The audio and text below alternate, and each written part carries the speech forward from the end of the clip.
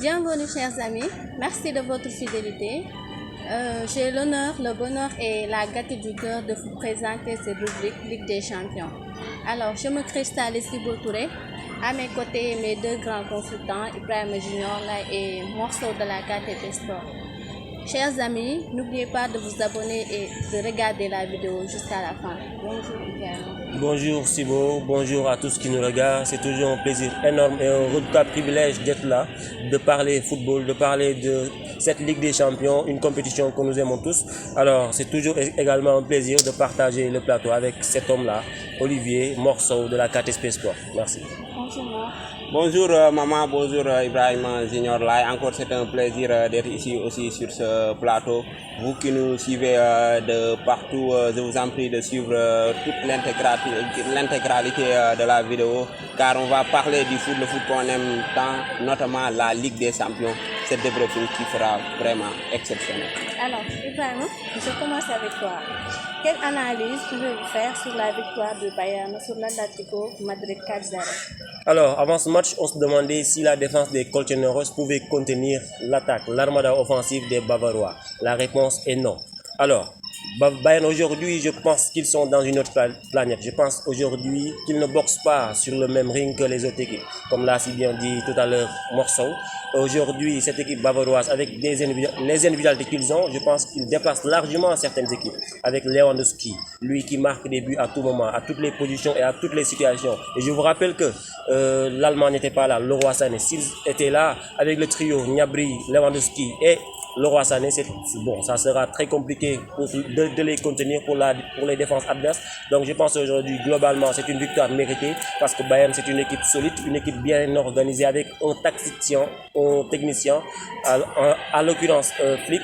Je pense aujourd'hui, Bayern, c'est une équipe inarrêtable dans la Ligue des Champions, mais également en Bundesliga parce que voilà, c'est pas le même niveau, c'est une équipe bien organisée. On pensait que l'Atlético Madrid, avec sa défense réputée solide, sa défense réputée très concentrée pendant 90 minutes, n'a pas presque existé et marquer 4 buts à l'Atlético Madrid, c'est pas une chose aisée.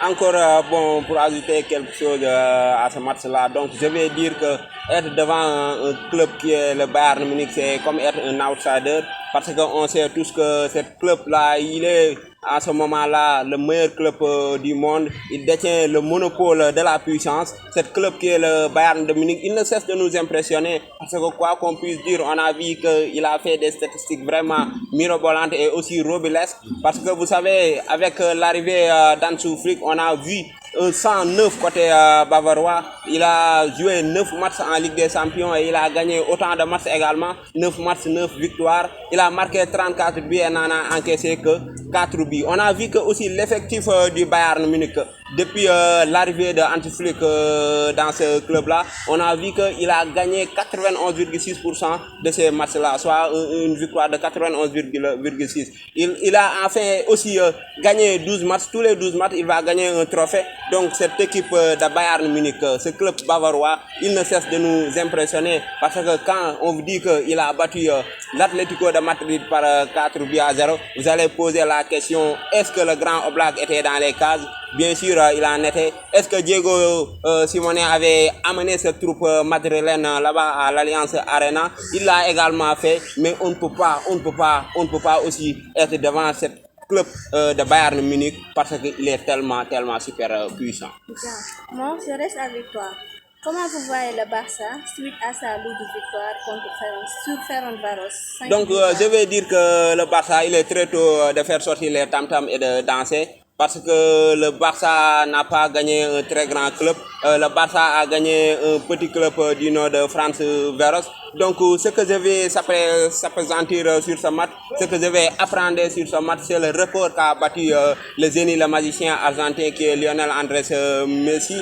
Il a marqué la fois passée par penalty. Donc, il va être son 16e but en 16 éditions consécutives. Donc, c'est le premier à le faire. Mais aussi, on a vu que le Gallois Ryan Giggs l'a fait. Il a marqué en 16 éditions mais qui n'est pas consécutif.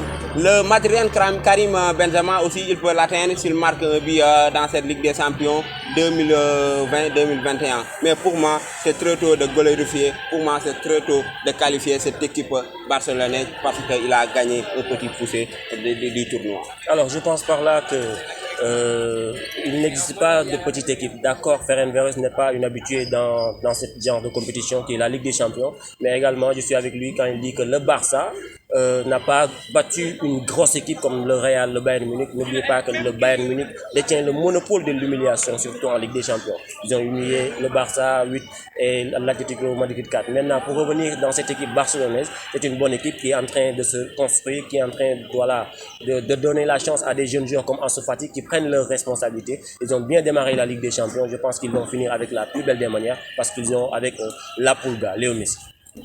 Alors, Junior, les deux grandes équipes françaises s'inclinent pour le début en Ligue des Champions, à savoir le Paris Saint-Germain et l'Olympique de Marseille.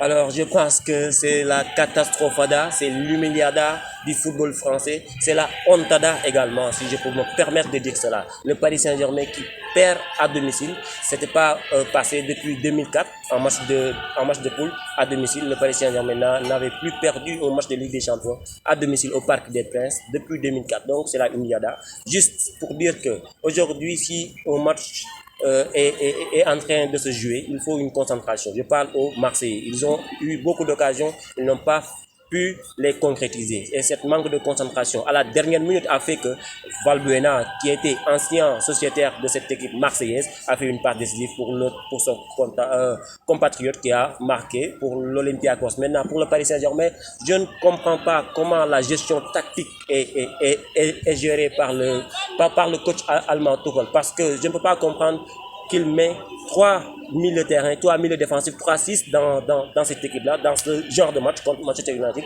Alors, quel joueur va amener de la créativité dans ce milieu de terrain-là? Là, donc, c'est la question que je me pose. Et puis, il faut le dire, Neymar et Mbappé, ils sont bien offensivement, ils sont bien sur le plan individuel, mais sur le plan collectif aussi, ça reste à désirer parce qu'ils ont tendance à trop garder la balle. Je pense que, voilà, c'est un début, d'accord, ils ont trébuché, c'est le moment de se relever et de recommencer à zéro pour, voilà, se qualifier en Ligue des Champions.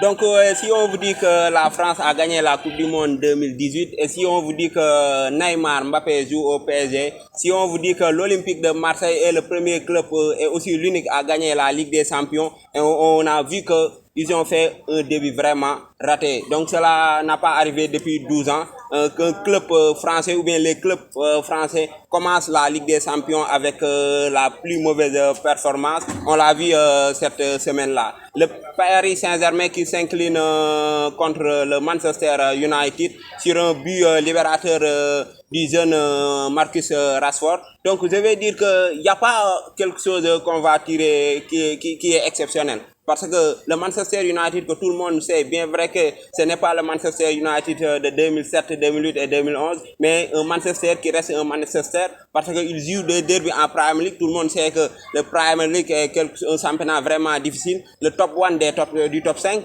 Donc on a vu également que le Paris Saint-Germain n'a pas habitué à jouer ces grands matchs-là parce que quand on est en France, c'est le Paris Saint-Germain qui est le maire. Quand on est en France, c'est le Paris Saint-Germain également qui contrôle tout. Un Paris Saint-Germain qui étruit l'Olympique de Marseille, un Paris Saint-Germain qui lamine également Lyon. Donc je ne vois pas de concurrence là-bas en France. En Ligue des Champions, quand on arrive là-bas, on verra qu'ils affronteront vraiment de très grands clubs. Côté Marseille aussi, on va un petit peu comprendre parce qu'ils ont resté beaucoup d'années pour revenir ici en Ligue des Champions. Donc si on se rappelle la dernière fois où l'Olympique de Marseille a joué la Ligue des Champions, on va retourner en arrière voir les années 2011 et 2012. Donc vraiment, je veux dire que on doit revoir ces équipes françaises parce que depuis très longtemps, ils peinent à gagner la Ligue des Champions. Ça fait longtemps, depuis 1993, avec l'Olympique de Marseille de Basile Boli et de Pelé.